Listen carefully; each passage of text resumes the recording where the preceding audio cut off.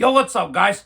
The 25-26 season is finally over for the Toronto Maple Leafs, guys. In a losing effort tonight, finishing off the season on a 7-game losing streak. The Leafs lose to the Senators tonight, guys, 3-1. Now, it wouldn't be a normal day in Leafs land without some controversy, of course, or some type of article coming out. And man, oh man, we got ourselves an absolute bombshell today in terms of The Athletic and Jonas Siegel releasing an article today regarding Keith Pelly and what's been going on this season with the trade deadline and everything else. Just some absolutely jaw-dropping shit, to say the least, guys. Now, before we talk about that, obviously, let's talk about the game for a little bit, of course. Now, we won't talk about it too much because this game obviously meant nothing for both teams. The season was over. Of course, this game obviously had more meaning for the Maple Leafs in terms of not getting a point, finishing on the bottom five. Obviously, for the Senators, we knew it didn't mean much. They were already in place to play the Carolina Hurricanes in the first round. But, the game started off well for the Leafs. Dennis Hildeby was in net tonight. Ottawa was able to get a power play. Batherson was able to make it 1-0. Really nice pass by Drew, who found him wide open in front of the net there. Just another typical error defensively by the Maple Leafs that we've seen countless and countless times this season, of course, to make it 1-0 for Ottawa. And Ottawa's obviously a very good defensive team. One of the best teams in limiting shots for their opponent, of course. So you knew that the Senators weren't going to give the Leafs too many opportunities tonight. Not getting a lot of shots on that. Former Maple Leaf James Reimer was in net as well tonight. Obviously, Olmark wasn't playing tonight, resting. A couple Senators players, obviously their best players were resting tonight. Of course, Shabbat's obviously dealing with an injury. Of course, Sanderson, of course, Kachuk, Stutzla. Most of their best players weren't playing tonight, but one of their better players who did play tonight was Claude Giroux, who had 2 assists, assisted the first goal for Batherson, had an assist as well on the full goal, had an assist, not on the full goal, for the Cousins goal, but full goal as well, had that goal, guys. Then you had the power play goal by him to make it 2-0, so things were looking good for the Senators, and the Maple Leafs continuing to get losses. Final loss of the season, of course, would obviously lock them into bottom 5. But then after, Ottawa kind of slowed it down a little bit, just played defensive hockey, didn't get really too many shots on it in the third period, and then William Nylander decided to score a goal to make me nervous and all of us Leaf fans edgy, to have those last 10, 11 minutes where it was a one-goal game, the Leafs could get a shot on net, a tip, anything could have happened. It was making me very nervous, to say the least, guys, but luckily enough, Ottawa was able to score the empty net goal. Drew got his second assist there instead of the second goal by mistake, like I mentioned there. And then after, Pinto got the assist there. So Cousins was able to get the third goal, make it 3-1, get the Leafs that final loss, finishing off the season on a 7-game losing streak, guys. Just a perfect way to end the season for Tank Nation. Obviously, we still have to worry about the draft lottery in May. Of course, the balls could be a little bit unlucky for the Leafs. The balls could be lucky for the Leafs. We'll have to wait and see, guys, what happens with the draft lottery, of course. But the Maple Leafs did the right things, losing these games. They did try to win some of these games, for God's sakes. Berube was pulling the goalie.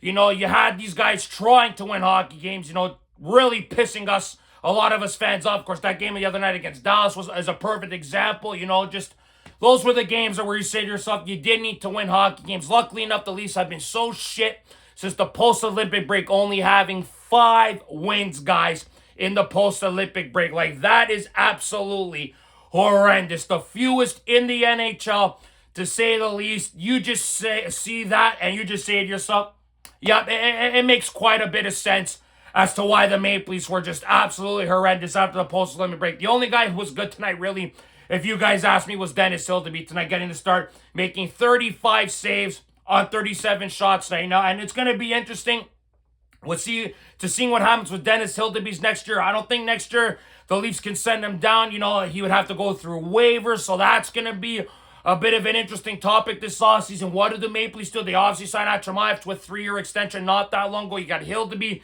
you got Wall, you got Stolarz' new deal kicking in. The Maple Leafs have a lot of question marks going into this offseason, of course, guys, not being one of the only few things. Of course, there are so many things that we got to get into regarding what came out today and everything else. But at the end of the day, guys, thank God the Senators were able to win. Good for Ottawa, making the playoffs 2 straight years in a row. Give credit to Travis Green, and some of the star players they have on this team, really got into gear after the Olympic break. We're like right there with the Maple Leafs at the bottom of the division, guys. They were able to turn around, get great goaltending down the stretch that they didn't get at the beginning of the season, of course. They play a great style of play, a good system that works in the playoffs, I feel, guys. So the Senators obviously depleted with injuries as well. Sanderson, Shabbat, these guys have been injured. Shabbat's miraculously recovering from this busted arm of his. I don't know if he's going to play in the first game of the playoffs, but it seems like he's on course to being ready to go around the playoffs. So really, really impressive how the Senators were able to turn around. They got some great young pieces, of course, Brady, Tkachuk, Stützle, like I mentioned, Sanderson, Shabbat, those guys there, of course. So they've done a really good job turning it around. Credit to Travis and credit to the Senators, even though I bloody hate that they were saying Matthews is leaving, chirping us about Marner last year. Listen, go and enjoy the playoffs. Enjoy your couple rounds, whatever. Listen, they're a good hockey team, the Senators. They could go on a deep run, possibly.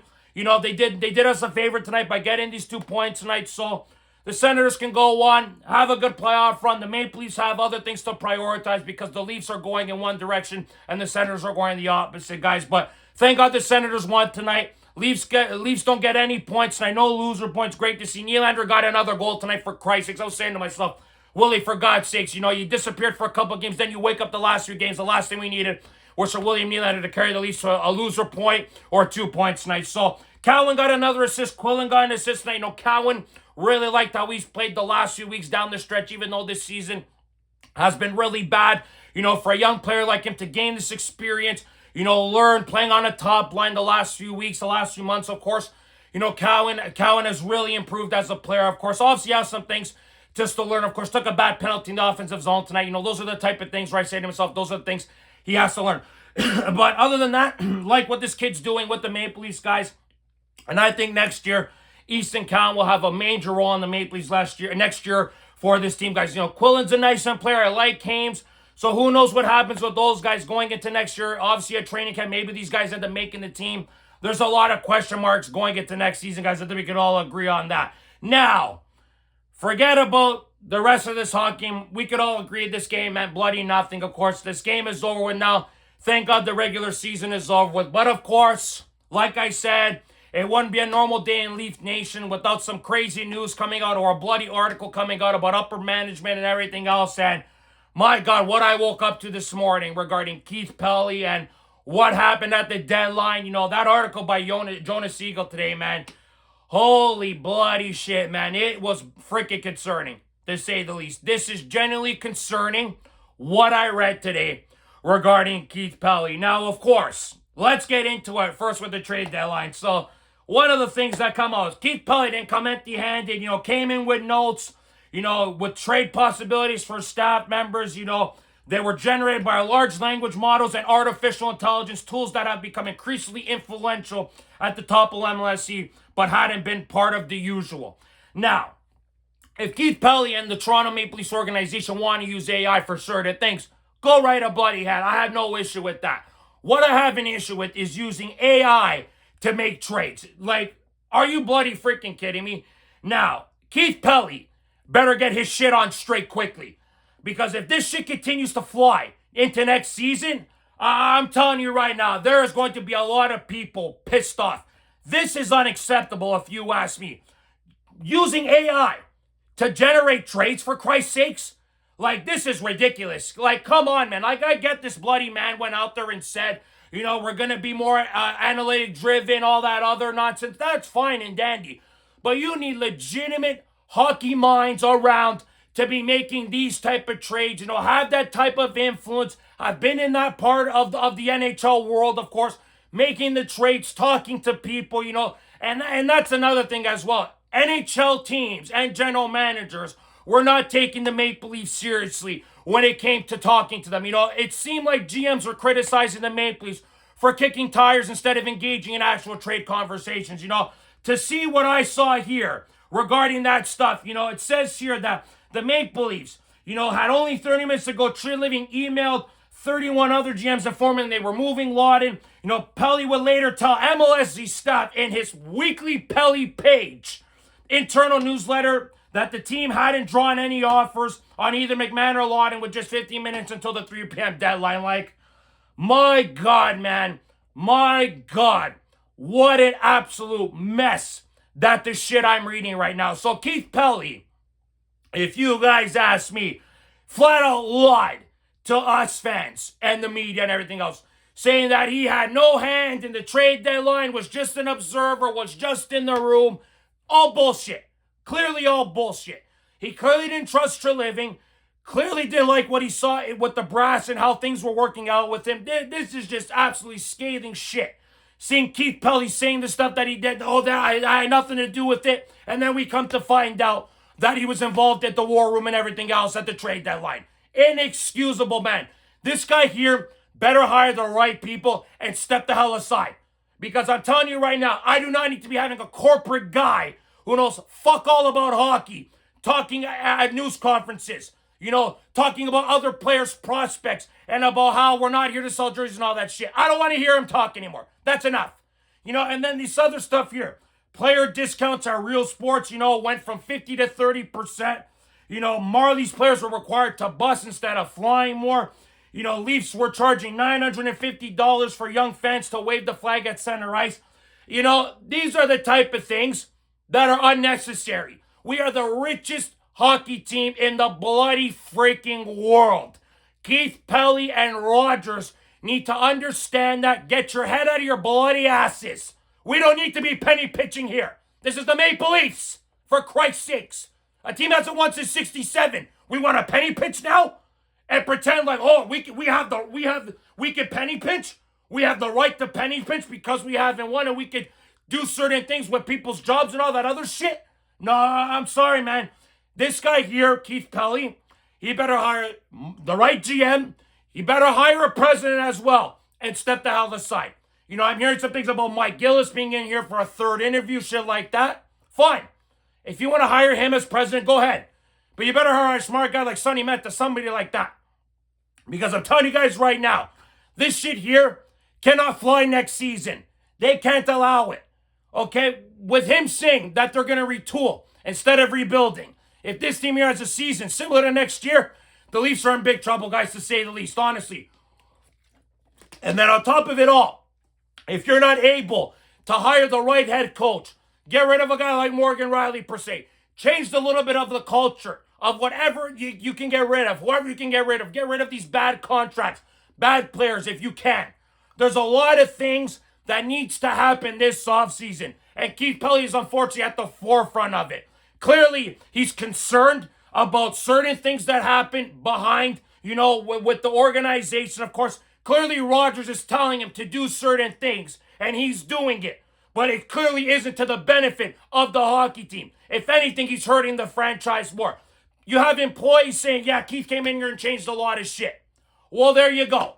So right then and there, if you have employees willing to say things about this guy and what's going on behind the scenes, what does that tell you? That there's some staggering things going on behind the scenes that need to change immediately. So right now, with Keith Pelley, he does not have the trust of anybody. His 2 years in charge have been a mess. I don't give a shit how things have been handled after this. He needs to make sure what the most important thing is: winning hockey games. If it's not, he can head out the door if he wants. Because this fan base here will not accept the bullshit anymore of watching what he's doing. Okay, for 10 years, sure, we had struggles in the playoffs. But at least Shanahan and some other people, those guys were hockey guys. He's not a hockey guy. He can't be around making decisions, going on ChatGPT, looking at deals. People on Twitter actually went on ChatGPT, typed in stuff for Bobby McMahon and Lawton, and came up with exactly what the Leafs traded him for. That is staggering shit. We can use artificial intelligence. That's fine. You can use it for analytics and other things. Great. But when it comes to making hockey decisions, you got to have people in charge. That is how I feel regarding this situation, guys, and Keith Pelley and everything else. The cutting of costs, it's a joke to me. It's a joke. We are the Toronto freaking Maple Leafs, the richest team in hockey. We don't need to be cutting costs. If anything, the only thing they should be cutting costs on is tickets. That's the only thing. Instead, what does this jackass do? He tries to raise them. Like he's out of his bloody mind. Rogers and him, Ed Rogers, they're out of their bloody mind. They honestly are. They really freaking are. Thank God that this season is over, because I'm telling you guys right now, it was an absolute disaster. We can all agree on that. I'm not even watching a goddamn game of the playoffs. I'm honestly not. The Leafs drained me out of any watching any hockey in the postseason. I honestly can't do it.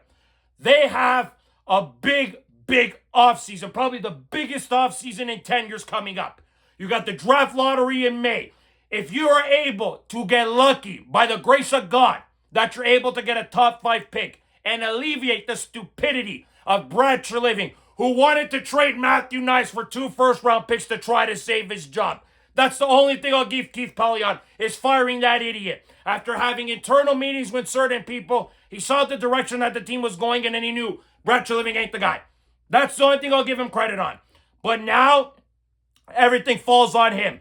Keith Pelly now and moving forward, it falls on him. Who he hires, what happens with this team moving forward, the franchise and everything. If they can get a top 5 pick, that's already one feather in his cap. An absolute magical and lucky situation for the Maple Leafs if they're able to get a top 5 pick. If not, absolute disaster. It's going to be an absolute disaster, to say the least, if they're not able to get that top 5 pick and to give it to you-know-who, man.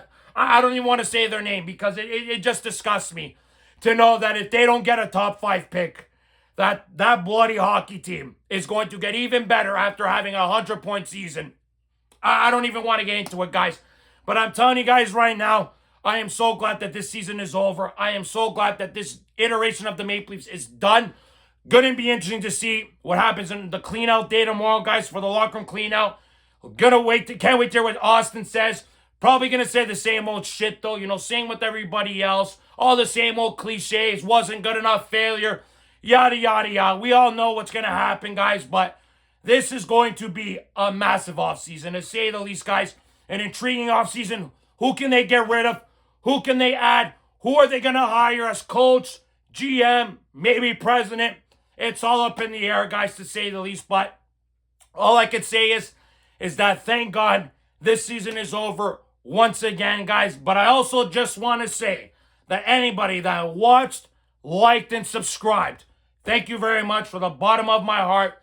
Means a lot to me. I appreciate it so freaking much, guys. Liking, subscribing, commenting, it all means the world to me, guys. Honestly, it really does. We'll love to hear your guys' thoughts and opinions on what is happening to the Toronto Maple Leafs behind the scenes, guys. Just absolute freaking nonsense, to say the least, guys. Like the shit that I see here from what I've seen from the Maple Leafs, you know, as well. Like another Timbit, like canceling the father's trip, you know, then having it changed to a mentor's trip, you know, a few weeks after. These are the type of things that you just say, this is unnecessary bullshit. Why do you have to cancel the father's trip?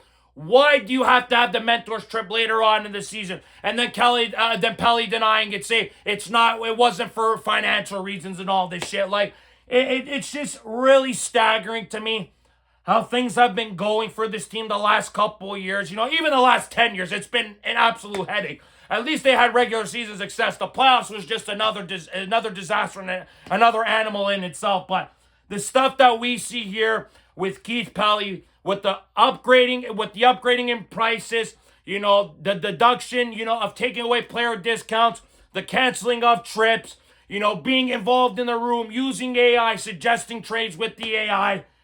It's a bloody mess right now, to say the least, guys. I'm glad it's over with now. Let's wait and see what happens in the lottery. Let's wait and see what happens on July 1st. Let's wait and see what happens with head coach, GM, hopefully a president as well, guys. A lot of shit is going to happen in the next few months for the Toronto Maple Leafs, guys. But the season is finally over, guys. Thank you very much for watching, as always, guys. If you like this video, guys, subscribe if you guys want to see more content. Go Leafs, go as always, guys. We'll see you guys whenever the next thing about the Maple Leafs comes up. Go Leafs, go as always, guys. See you guys on the next episode of Leafs Unfiltered. Ciao, guys.